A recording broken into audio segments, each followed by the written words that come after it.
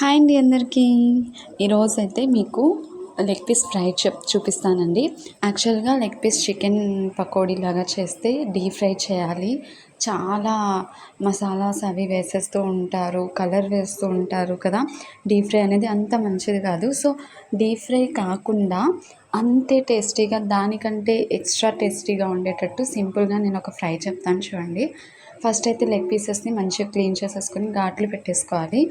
పెట్టి దానికి మన టేస్ట్కి సరిపడా ఉప్పు, కారం, పసుపు, అల్లం వెల్లుల్లి పేస్ట్ అంతేనండి, చాలు. కొద్దిగా వాటర్ వేసేసేసి ఉడకపెట్టేసేయాలి.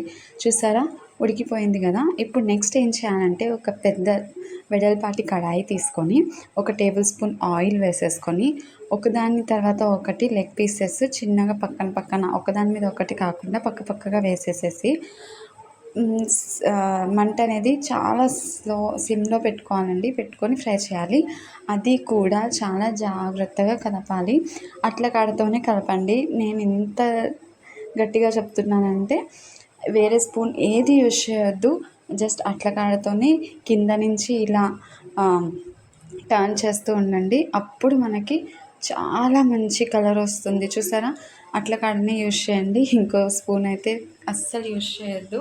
మీరు అట్ల కాడ యూజ్ చేయడం వల్ల ఏమవుతుందంటే మనం దోశ టర్న్ చేస్తాం కదా, సో అలా అటు ఇటు తిప్పుతూ ఫ్రై చేసుకోవాలి.